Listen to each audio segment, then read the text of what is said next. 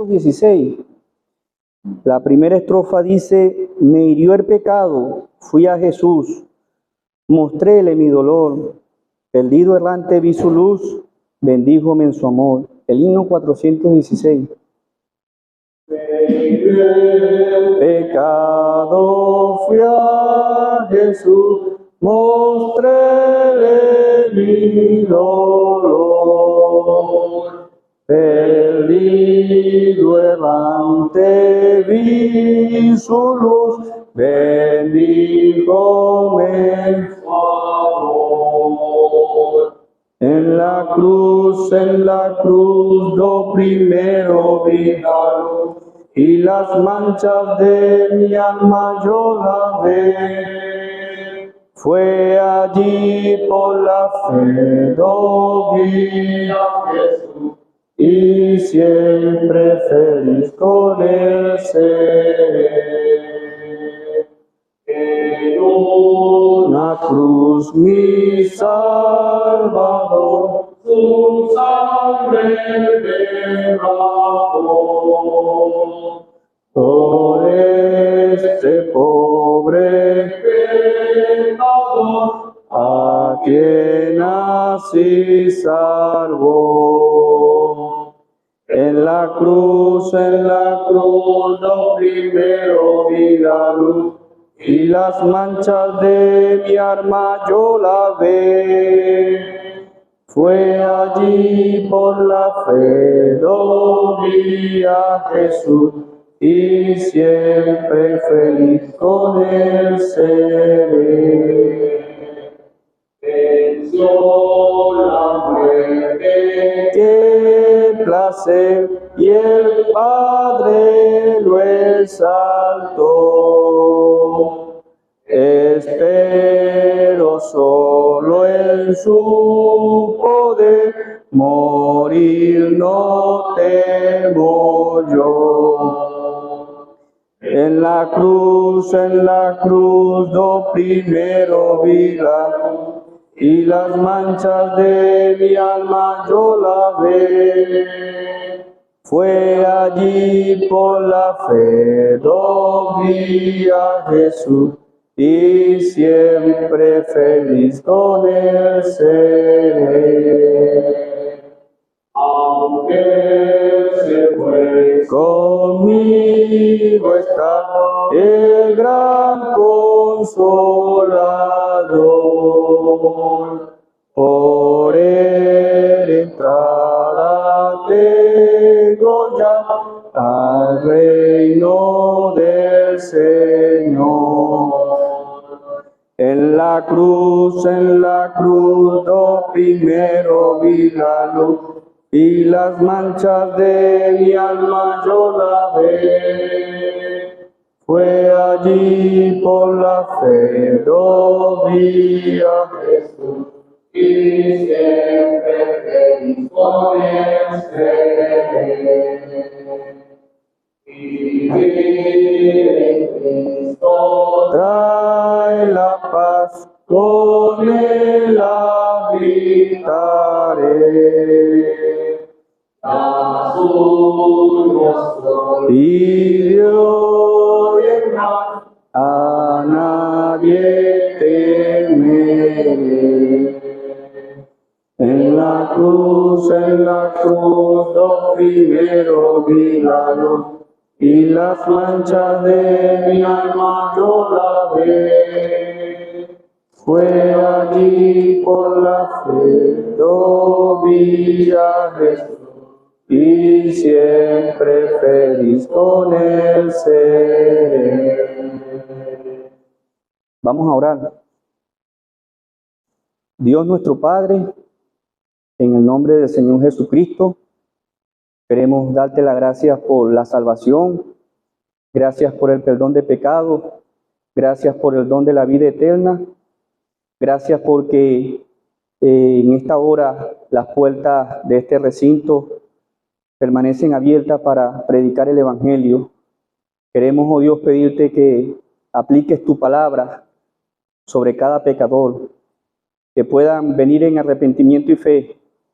Ayúdanos, oh Dios, a los que En esta noche vamos a exponer tu palabra, a predicar fielmente el mensaje. Queremos, oh Dios, encomendar a los hermanos, a las hermanas que vienen en camino, traerlos con todo bien. Nos dejamos en tus manos, en el nombre del Señor Jesucristo. Amén. Vamos a leer unos cortos versículos en la palabra de Dios. Vamos a 1 de Corintios, el capítulo 1, verso 18. Porque la palabra de la cruz es locura a los que se pierden, pero a los que se salvan, esto es a nosotros, es poder de Dios. Pues está escrito: destruiré la sabiduría de los sabios y desecharé el entendimiento de los entendidos. ¿Dónde está el sabio? ¿Dónde está el escriba? ¿Dónde está el disputador de este siglo? ¿No ha enloquecido Dios la sabiduría del mundo? Pues, ya que en la sabiduría de Dios el mundo no conoció a Dios mediante la sabiduría, agradó a Dios salvar a los creyentes por la locura de la predicación. Versículo 23. Pero nosotros predicamos a Cristo crucificado, para los judíos ciertamente tropezadero, y para los gentiles locura, mas para los llamados, así judíos como griegos, Cristo, poder de Dios y sabiduría de Dios. Porque lo insensato de Dios es más sabio que los hombres, y lo débil de Dios es más fuerte que los hombres. Hasta aquí que el Señor añada bendición a la lectura pública de su palabra. Amén. Queremos darle la bienvenida y las buenas noches a las personas que amablemente nos acompañan. Déjeme decirle que lo que ha escuchado con anterioridad en todas estas noches es el mismo mensaje. Es el mismo mensaje. El tema es Cristo, crucificado por los pecadores y resucitado para nuestra justificación. Bien, hemos leído unos cortos versículos en la Biblia. Estos se dan en un contexto donde este hombre llamado Pablo, apóstol, en su segundo viaje misionero, él establece un candelero, una iglesia local como esta que usted ve aquí. Hubo fruto, hubo personas que creyeron, que respondieron al llamado del evangelio. La Biblia dice que en toda labor hay fruto, por eso que en la vida uno tiene que ser constante. Bueno, con el pasar del tiempo, la cultura imperante, con sus sofismas, con sus ideas, trató de desbaratar lo que aquel hombre había hecho. Quería poner en duda el evangelio.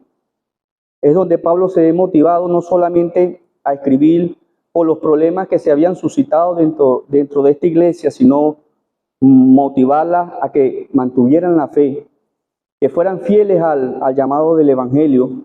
Él le dice la locura de la cruz, porque la palabra de la cruz es locura a los que se pierden.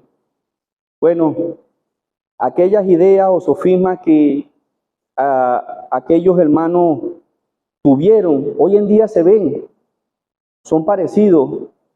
Mire, a cuántas personas, cuántos muchachos jóvenes, mujeres, yo he visto creer en el Señor, y lo primero que las personas dicen, y más cuando es joven, se va a volver loco leyendo la Biblia.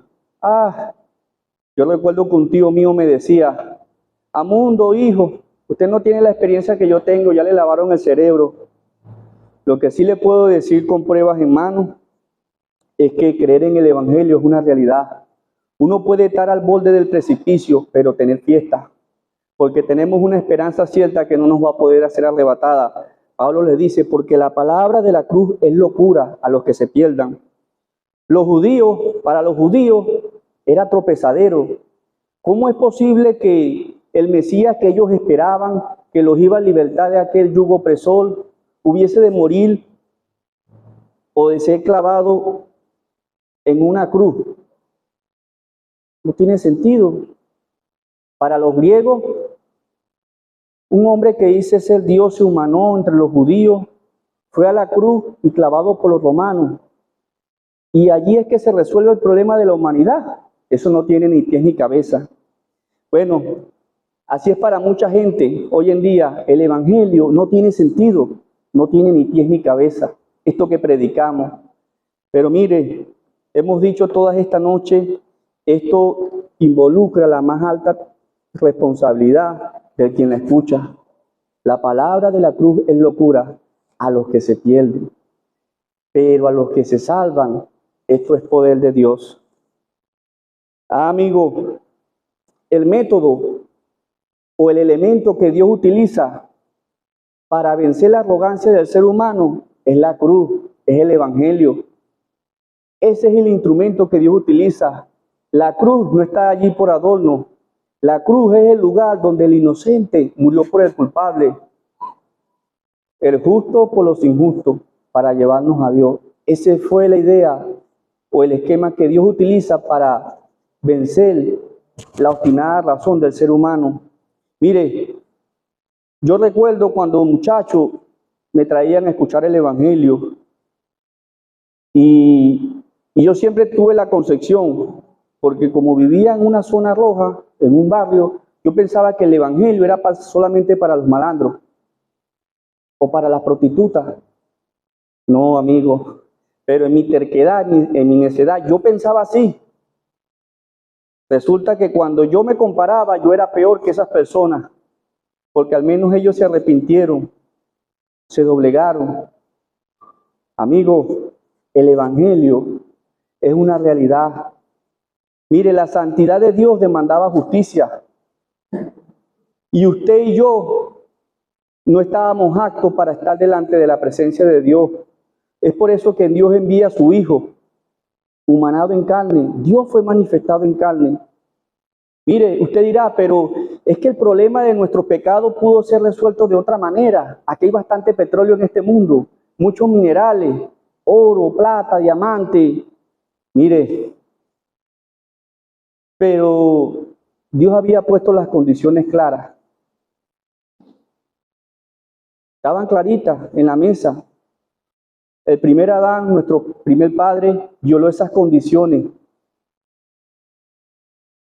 Todo trajo desgracia. No habría quien cumpliese los requisitos. Usted y yo somos pecadores, destituidos de la gloria. Gracias al Señor que uno se arrepintió. Dios en su misericordia pudo abrir los ojos a uno. Usted que permanece en tinieblas, Dios en su gracia puede hacerle ver más allá la eternidad, la situación en que usted se encuentra, que todavía hay esperanza. Mire, es por eso que el Dios del cielo se complació cuando su Hijo, Cristo, pudo demandar la justicia.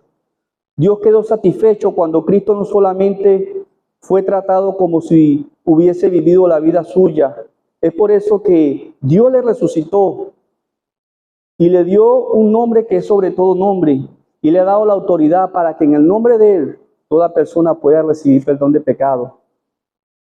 En ningún otro hay salvación, ya que no hay otro nombre debajo del cielo dado a los hombres en que podamos ser salvos. Mire, aquí pudiésemos hablarle de otra cosa. Yo me ofendían cuando estando allí sentado me decían que era un pecador perdido y que en mis pecados, si yo permanecía en esa condición renuente, iba a ir al infierno si no me arrepentía. Eso es ofensivo. Para mí eso era ofensivo. Amigo, pero es la realidad. Somos pecadores, nacidos en desgracia. Necesitamos de la intervención divina de ese Dios del cielo y ya el remedio fue efectuado. Hemos leído, lo insensato de Dios es más sabio que los hombres.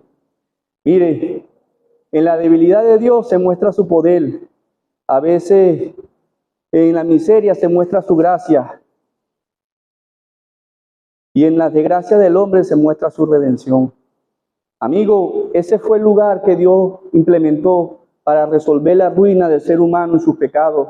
Allí donde la justicia y el amor se encontraron, allí es donde el ser humano le puede hallar sentido a su vida. Y lo importante de esto es que, amigo, Cristo hoy está dispuesto a vencer tu arrogancia, a reconocer que tú has faltado. Tú puedes solventar esa situación arrepintiéndote de tus pecados. Hoy en día muchas personas cuando uno le predica el evangelio dicen, es que yo creo a Dios a mi manera. El Dios que hoy mucha gente tiene es del tamaño de sus pensamientos. Mire amigo, y Dios no está para complacer o para llenar de complacencias al ser humano. Los pensamientos de Dios son distintos a los de los seres humanos, rebasan nuestra comprensión. El Dios que mucha gente cree es material. Hoy en día está al alcance de sus manos. Cristo está al alcance de tus manos también, de tu corazón, pero va más allá, es trascendente.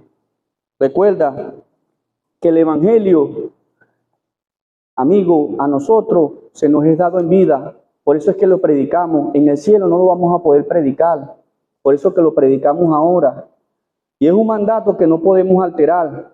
Pablo, él no alteró el mensaje del Evangelio.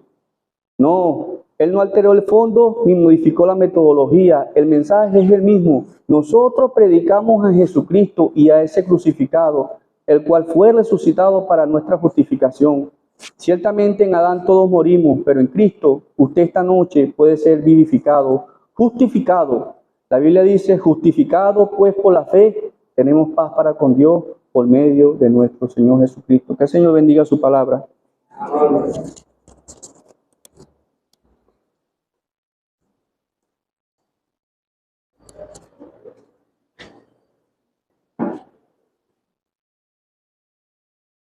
No queremos darle las gracias por su esfuerzo, su disposición de estar aquí en este lugar para seguir escuchando una vez más el mensaje del Evangelio.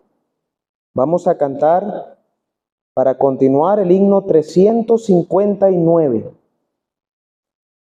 Dice, ven a Jesús, Jesús te llama. Ven a Jesús, te quiere salvar. Jesús te llama con tanta instancia. Ven a Jesús, te quiere salvar. El himno 359. Ven a Jesús, Jesús te llama.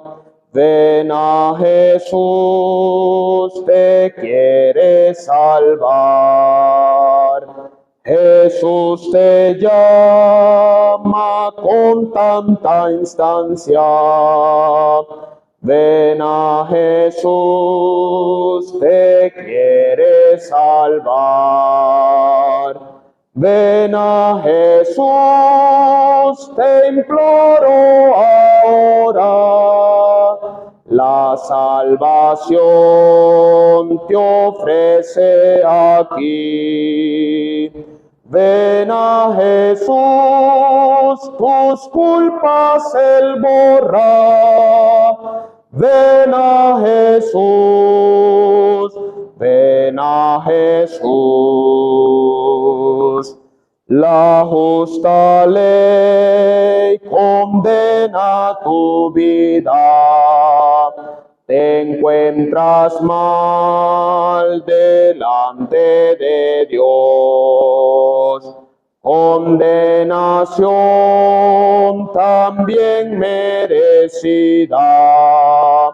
Llegará pronto a ti, pecador. Ven a Jesús, te imploro ahora. La salvación te ofrece aquí. Ven a Jesús, tus culpas Él borra. Ven a Jesús, ven a Jesús.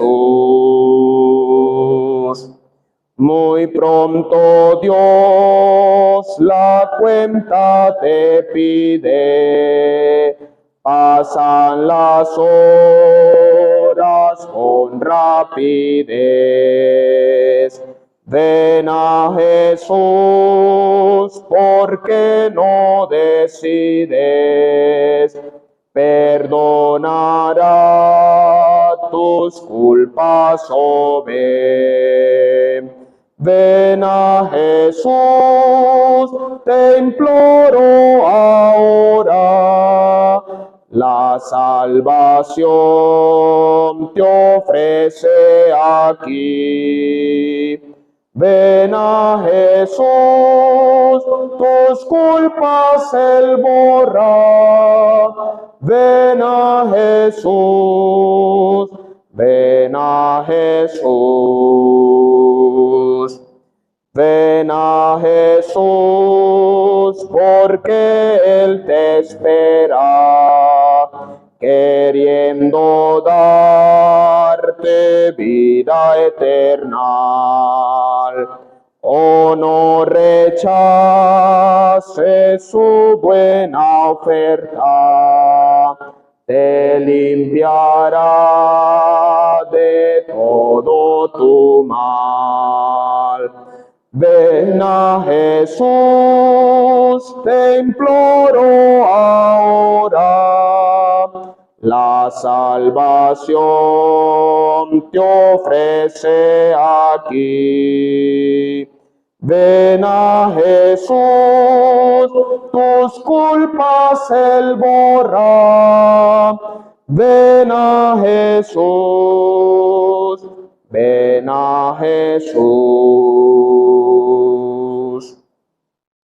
Vamos nuevamente a la Biblia, a la palabra de Dios, y abrirla en el Evangelio según Lucas, capítulo 18, versículo 18. Si tiene una Biblia, el Evangelio según Lucas es el tercer libro del Nuevo Testamento.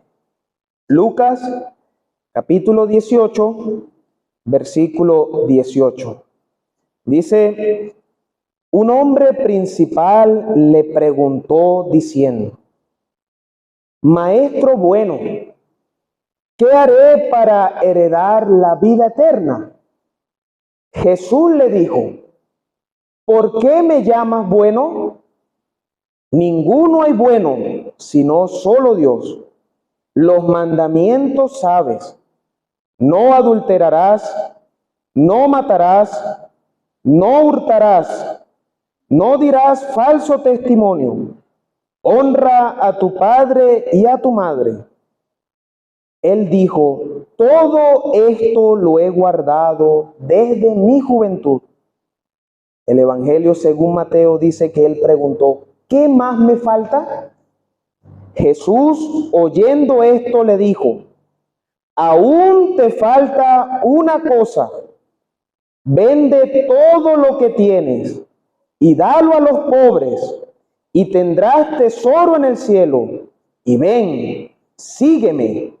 Entonces él, oyendo esto, se puso muy triste, porque era muy rico. Hasta aquí, que el Señor prospere su palabra.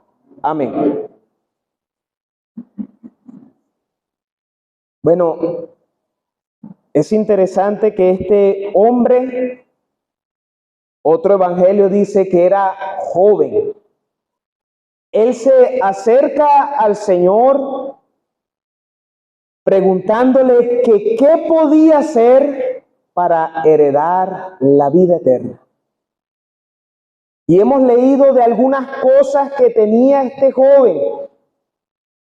Dice que tenía muchas posesiones, era muy rico, pero a pesar de tener muchas riquezas materiales, no podía comprar la vida eterna. La salvación del alma, apreciado oyente, no se compra con dinero.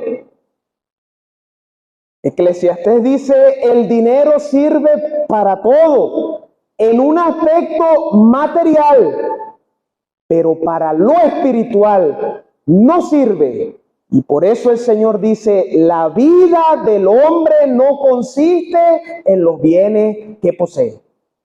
Era muy rico, pero no tenía vida eterna. También dice que era principal. La persona era alguien reconocida entre sus coterráneos, entre el pueblo, tenía mucha fama. Pero a pesar de eso, no tenía vida eterna. Pero también dice, el Señor le manda que guarde los mandamientos, guarde la ley. Y él dice, todo esto lo he guardado desde mi juventud.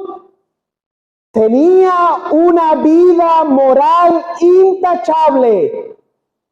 Pero el hombre estaba preguntando que qué podía hacer para heredar la vida eterna. A pesar de que había cumplido los mandamientos, la ley, no tenía seguridad en su corazón acerca de la vida eterna que solo da Dios. Porque la Biblia dice que por las obras de la ley, ningún hombre puede ser justificado. Pero quisiera centrar el mensaje, aunque no leímos eso en Mateo, él le pregunta al Señor, ¿qué más me falta? Y por lo que le dice el Señor, y quisiéramos centrar allí, vemos algunas cosas que le faltaban a este hombre principal para tener la vida eterna. Y lo primero que podemos ver es que le faltaba reconocer la deidad del Señor Jesucristo. Él llega al Señor, dice otro evangelio que vino corriendo. Él hincó la rodilla, se arrodilló ante Jesucristo. Y él le dice, Maestro bueno, ¿qué haré para heredar la vida eterna? Para este hombre, el Señor, a pesar de todas las señales que había hecho, demostrando que Él era Dios manifestado en carne, para este hombre solamente era un maestro bueno. Un maestro bueno. Es por eso que el Señor le responde, ¿por qué me llamas bueno? Ninguno hay bueno sino solo Dios. El Señor estaba dando aquella respuesta para que este joven pudiera reconocer que Él era el Mesías, que Él era el verdadero Dios, que Él era la vida eterna. Apreciado oyente, y le preguntamos a usted, ¿qué concepto tiene usted del Señor? En los tiempos del Señor Jesucristo, mucha gente lo llamaba a Él el hijo del carpintero. Cuando Él fue a Nazaret, le dijeron, ¿no es este el carpintero? ¿No están con nosotros sus hermanos y sus hermanas? ¿No se crió aquí con nosotros? Para aquellas personas del poblado de Nazaret, sencillamente, era un carpintero más. Era una persona más. Pero apreciado oyente, nosotros le estamos anunciando una persona sin igual. Le estamos anunciando del Señor Jesucristo, aquel que se humanó, el Dios eterno, el Dios creador de todas las cosas. El Evangelio según Juan dice de Él, por Él fueron creadas todas las cosas. Y Él vino a este mundo, se humanó, se hizo uno semejante a nosotros. Él participó de carne y de sangre. Y Él mostró su gloria. Él mostró su gloria. Pero para este joven solamente era un maestro bueno. Mire, apreciado oyente, si Cristo no fuera Dios, Él no pudiera salvar. Porque la Biblia dice allí en Isaías, el gran Jehová dice, yo soy Jehová, y fuera de mí no hay quien salve. El gran Jehová del Antiguo Testamento, apreciado oyente, es el mismo Jesús del Nuevo Testamento. Es la misma persona, es el mismo Dios. Y Él le dice, ¿por qué me llamas bueno? Ninguno hay bueno sino solo Dios. ¿Sabe por qué Cristo le puede salvar a usted? ¿Sabe por qué en Él hay perdón de pecados, hay redención eterna, hay justificación? Porque Cristo es Dios, por sobre todas las cosas.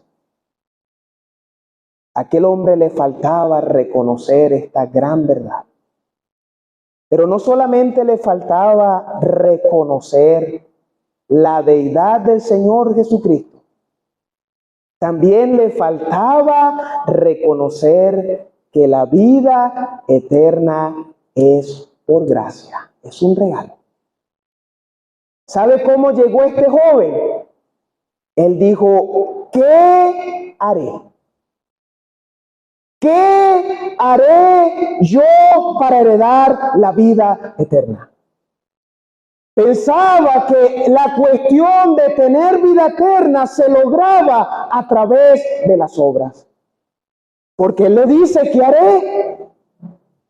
Pero la palabra de Dios dice claramente que la salvación, que la vida eterna es un regalo. Es una dádiva que da Dios a través del Señor Jesucristo. No es por obras para que nadie se gloríe.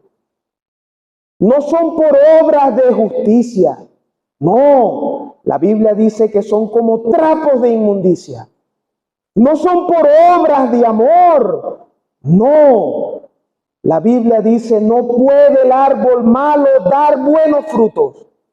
No son por obras de la ley. No, la Biblia dice, por las obras de la ley ningún varón puede ser justificado. No son por obras de caridad. No, no es por obras, apreciado oyente. Este hombre había guardado muchas cosas.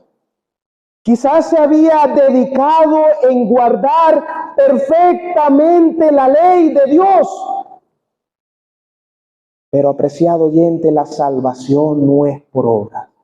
No tenía la vida eterna porque aún no había reconocido que la salvación es por gracia.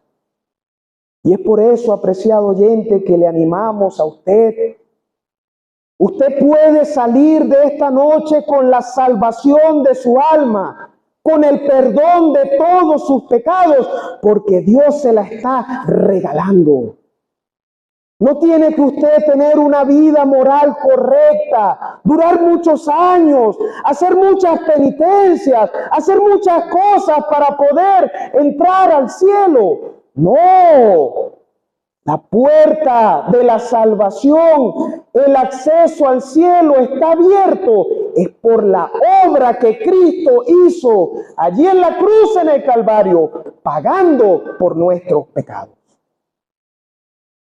No es por obras.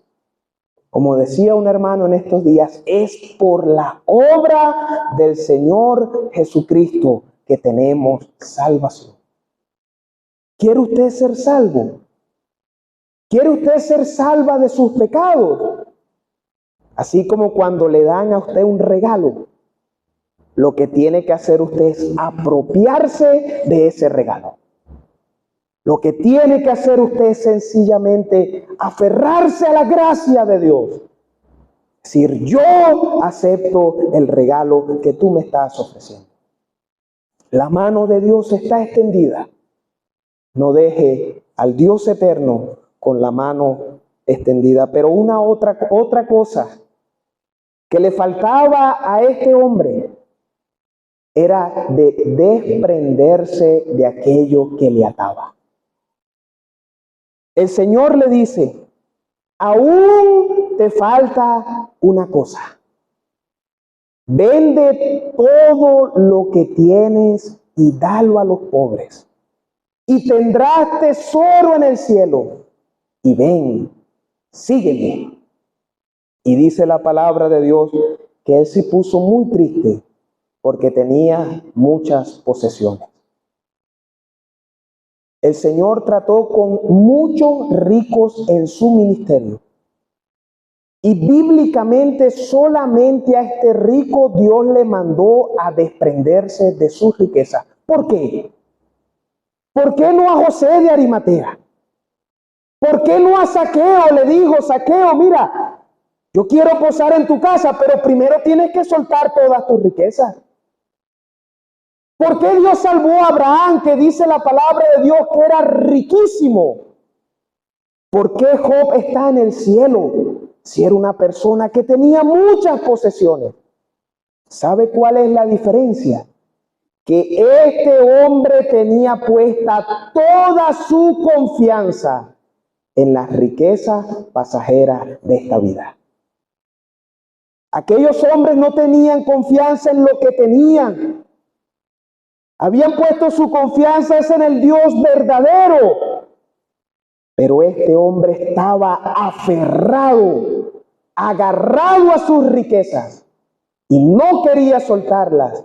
Y era un impedimento para su salvación. Y el Señor le dijo, vende todo lo que tienes. Para este hombre, ¿sabe quién era su Dios? Sus riquezas. Preciado oyente, y te preguntamos a ti, quizás no sean las riquezas, pero ¿qué te impide a ti aceptar a Cristo como Señor y como Salvador? ¿Qué es lo que te impide? Algunos dicen, oye, es que tengo muchos amigos. Si creo en el Señor, ellos se van a ir. No, es que a mí me gusta mucho mi pecado. Si yo dejo mi pecado, yo no sé qué voy a hacer. Mire, tu pecado te está condenando. Es el pecado que te está llevando a una condenación eterna en el infierno. Tienes tú que despojarte. Eso es el arrepentimiento.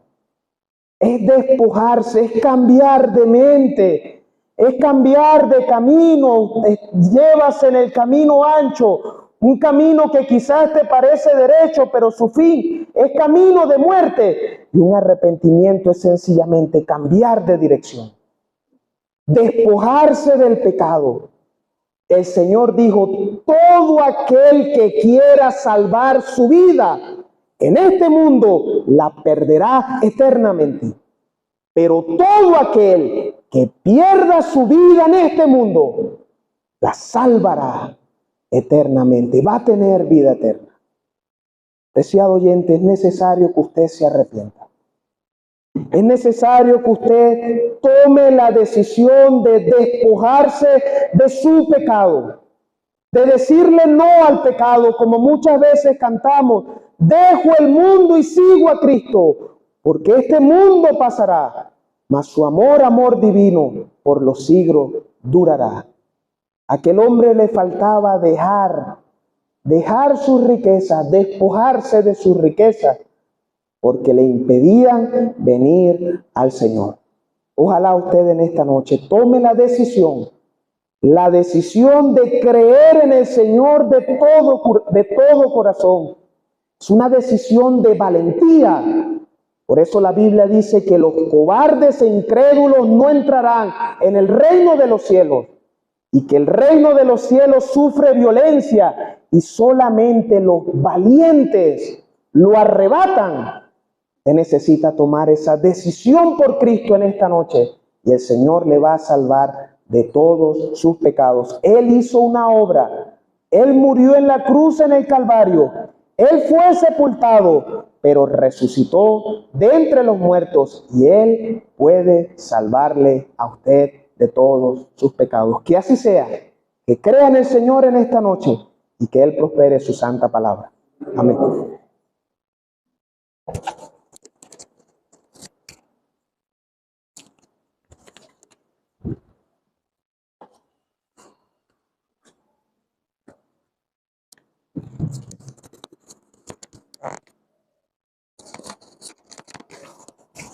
Vamos a continuar cantando unas 2 estrofas del himno 123.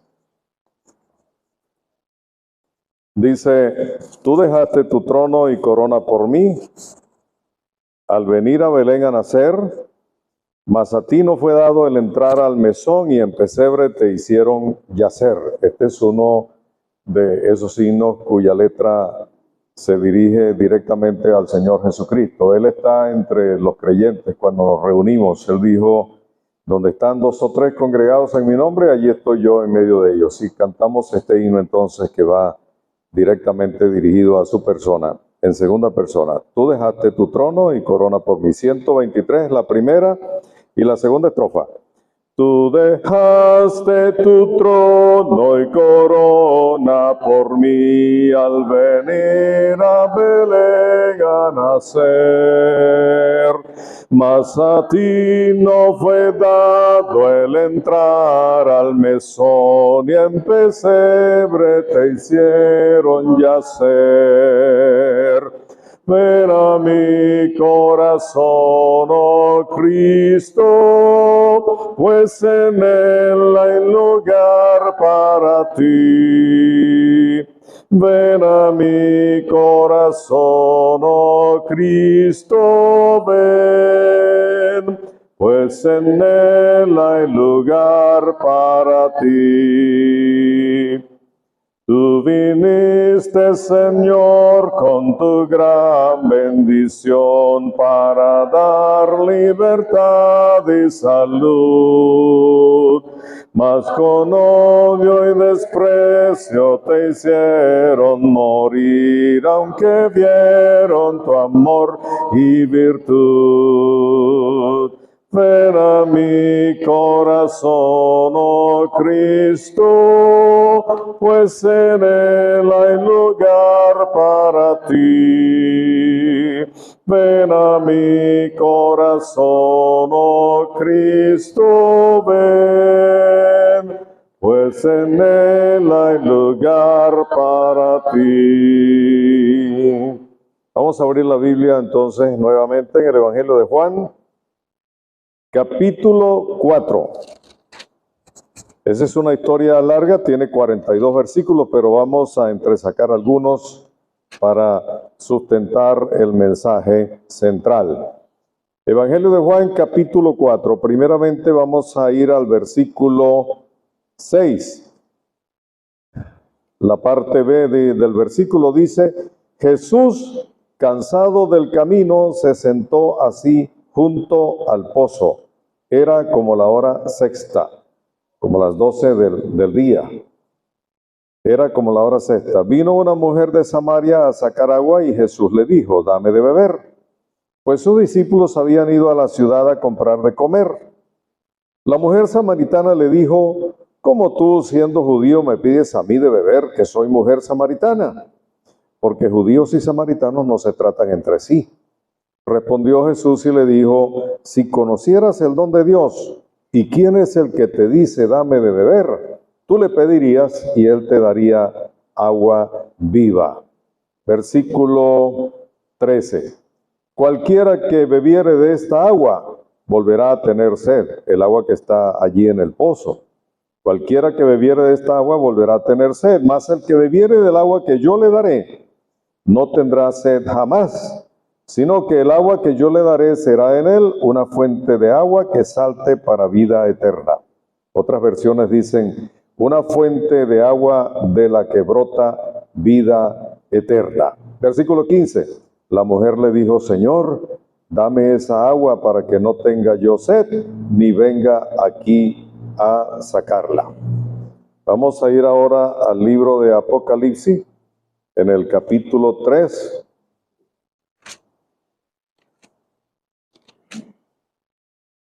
Y leemos el versículo 20. Este es el Señor Jesucristo hablando. Apocalipsis capítulo 3, versículo 20.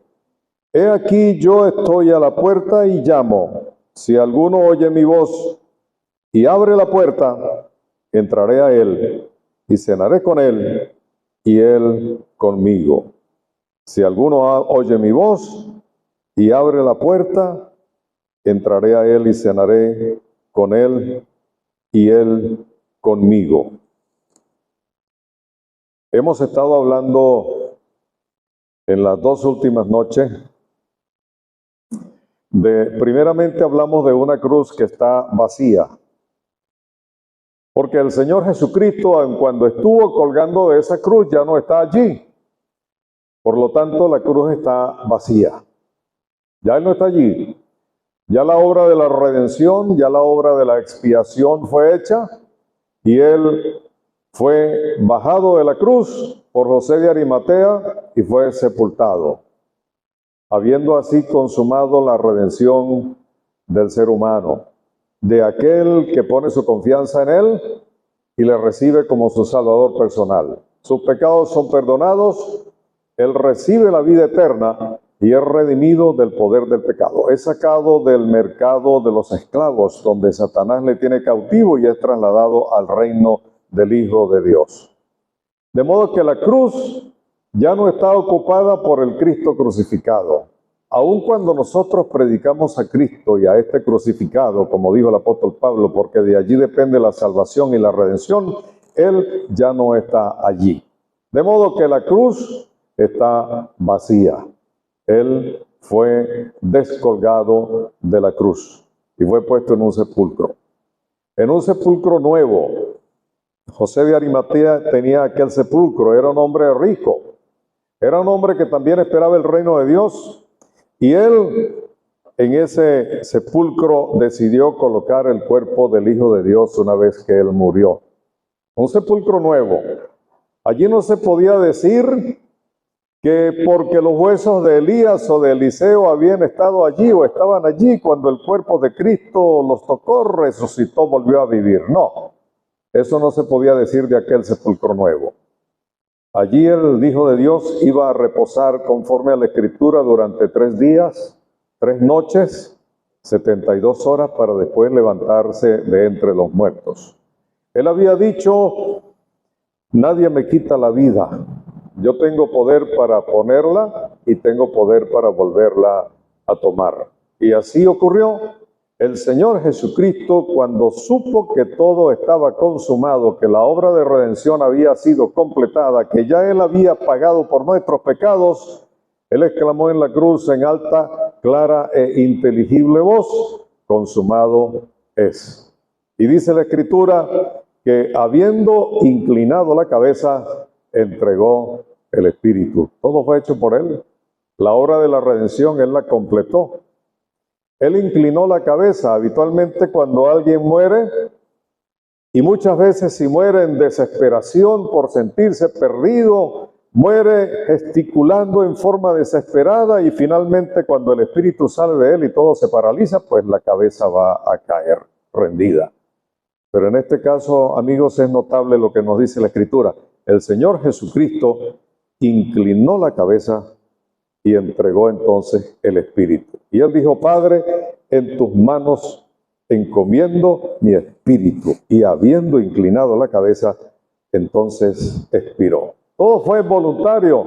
Él puso su vida, pero fue puesto en un sepulcro, y 3 días, 3 noches después, Él se levantó de los muertos. Él tomó de nuevo su vida. Él tomó su espíritu nuevamente, devuelto por el Padre a quien lo había encomendado, y se levantó de aquella tumba. La puerta de la tumba, la entrada de la tumba estaba cerrada por una gran piedra, pero Él salió de allí, nada lo podía retener. Él había vuelto a la vida, y ahora con un cuerpo glorificado que podía atravesar las paredes, cualquier obstáculo. Por eso Él salió de la tumba no lo podía retener.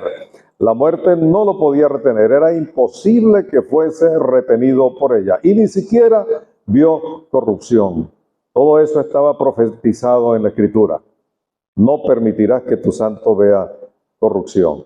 Y así ocurrió. El Hijo de Dios salió de la tumba. De modo que tenemos entonces una tumba vacía.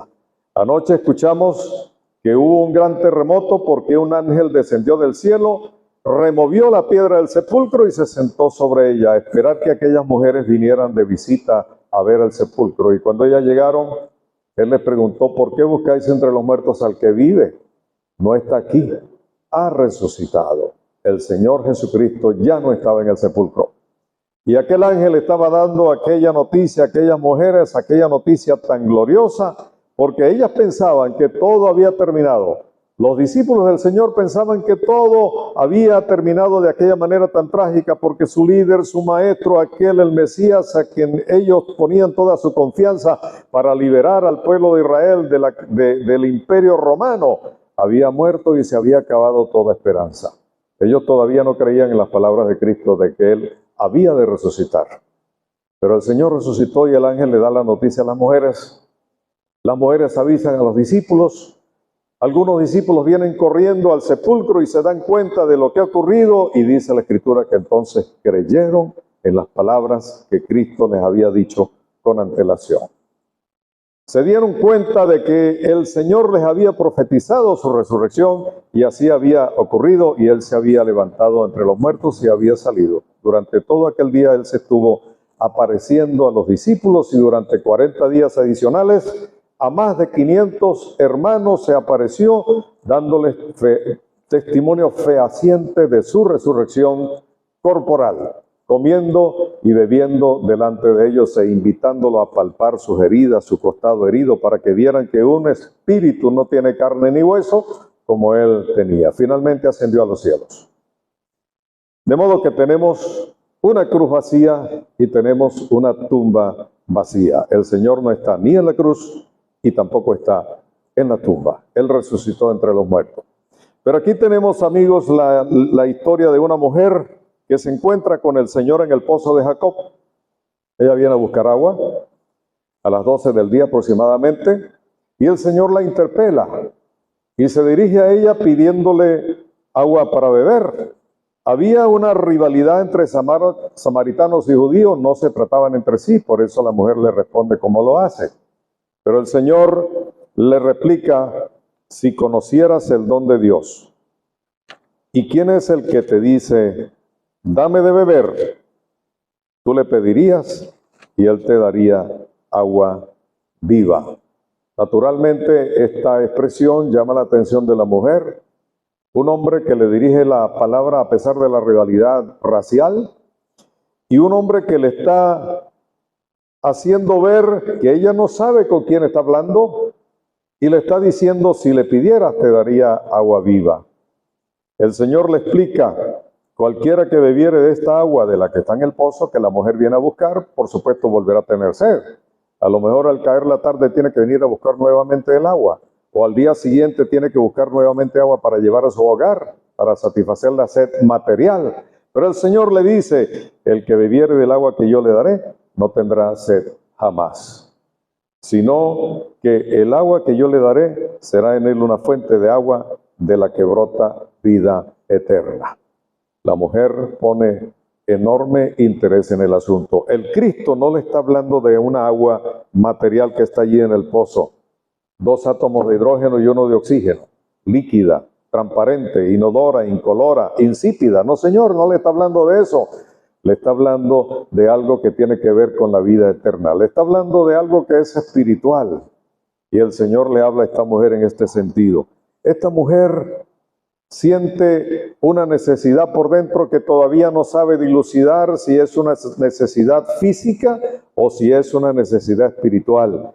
Y ella le dice a la mujer, Señor, dame esa agua para que no tenga yo sed ni venga aquí a sacarla. Finalmente, la historia es larga, como dije al comienzo, pero esta mujer entiende que el Cristo le está hablando de su vacío espiritual. Esta mujer tiene un corazón vacío. Hemos hablado de una cruz vacía, una tumba vacía, pero ahora tenemos delante de nosotros un corazón vacío, un corazón sediento. Esta mujer se va dando cuenta de su necesidad espiritual y le dice al Señor, dame de esa agua para que no tenga yo sed. No tiene a Cristo en el corazón. No ha tomado del agua de la vida que el Señor ofrece y su corazón está vacío. No tiene la vida eterna y el Señor se le está ofreciendo. Y ella está comprendiendo que no lo tiene. Está en sus pecados. Finalmente, el testimonio de la mujer es que el Señor sabe todo lo que yo he hecho. Porque el Señor conoce la vida de cada uno. Conoce la vida tuya en esta noche que estás sentado aquí. Conoce la vida mía, sabe los pecados que hemos cometido y los quiere perdonar, los quiere limpiar. Él quiere otorgar la vida eterna a todo aquel que confía en Él y viene a tomar de esa agua. En una ocasión, pasando revista en el hospital, entramos a la habitación de una abuela que tenía un problema cardíaco, quizá un infarto, no recuerdo bien. Y le preguntamos a la abuela, abuela, ¿cómo amanece ese corazón hoy? Y la abuela respondió, no puede estar triste un corazón que tiene a Cristo. Así respondió la abuela. Ese era un corazón en el que habitaba el Señor Jesucristo. La abuela era creyente en el Señor Jesucristo y ella decía que tenía gozo. No puede estar triste un corazón que tiene a Cristo. Amigo, te preguntamos en esta noche, ¿tu corazón tiene a Cristo? Si no lo tiene, está vacío. Está vacío y es lamentable. No es lamentable que la cruz está vacío. Gloria a Dios por ello. No es lamentable que la tumba está vacía. Glorificado sea el nombre del Señor por ello. Pero un corazón vacío que no tiene a Cristo, eso es algo lamentable. Allí no hay salvación, allí no hay perdón de pecados, allí no hay limpieza, allí hay condenación. Esa es una situación que está llevando al pecador hasta el final de sus días a perder el alma en la condenación eterna. Es necesario que Cristo venga a morar a ese corazón. Es necesario, imprescindible, ineludible que ese corazón ya no esté vacío, sino que Cristo habite allí por la fe mediante su Espíritu Santo. El apóstol Pablo dice a los creyentes de Éfeso, en él también vosotros, habiendo oído la palabra de verdad, el evangelio de vuestra salvación, y habiendo creído en él, fuisteis sellados con el Espíritu Santo de la promesa, que es las arras de vuestra herencia. Cuando el hombre pecador cree en Cristo y le recibe como su Salvador personal, recibe la salvación de su alma y el perdón de sus pecados. Hay una invitación allí en Apocalipsis que hemos leído. Si alguno oye mi voz, él está tocando la puerta, dice yo estoy a la puerta y llamo, no va a empujar la puerta, no va a forzar la entrada. Él dice estoy a la puerta, estoy tocando, si alguno oye mi voz, abre la puerta, entraré a él, cenaré con él y él conmigo. Cristo va a entrar entonces en ese corazón vacío, lo va a llenar de felicidad, de gozo, de perdón, de limpieza de su Espíritu Santo, y ese pecador arrepentido con Cristo en el corazón camina entonces en lo sucesivo para terminar su vida en el cielo mismo con el Señor por toda la eternidad. ¿Quieres tener esa esperanza? Cree en Cristo, recíbele como tu Salvador personal, con su sangre preciosa tus pecados serán perdonados y tendrás al Señor Jesucristo morando en tu vida desde ahora y por toda la eternidad. Que el Señor bendiga su palabra. Amén. Le damos gracias, Señor, por la nueva oportunidad que hemos tenido de presentar tu palabra en esta noche. Gracias por la bendición que es el Evangelio para la humanidad, que habitualmente y lamentablemente no lo toma muy en cuenta, Señor, pero te pedimos que en esta noche las personas que han escuchado y que no tienen a Cristo en el corazón puedan entender lo trágico de tener un corazón vacío que no tiene a Cristo. Bendice tu palabra presentada en esta noche, bendice cada persona presente en el culto y sus hogares respectivos, guárdanos a todos, llévanos con bien de regreso, bendícenos en todo momento y recibe las gracias que te damos en el nombre del Señor Jesucristo. Amén. Amén. Vamos con la última estrofa del mismo himno, 123. La última estrofa y luego un hermano va a hacer algunos anuncios. Alabanza sublime los cielos darán cuando vengas glorioso de allí. Y tu voz nos dirá de las nubes, venid al hogar celestial junto a mí. Ven a mi corazón, oh Cristo, pues en él hay lugar para ti. Ven a mi corazón, oh Cristo, ven, pues en él hay lugar para ti.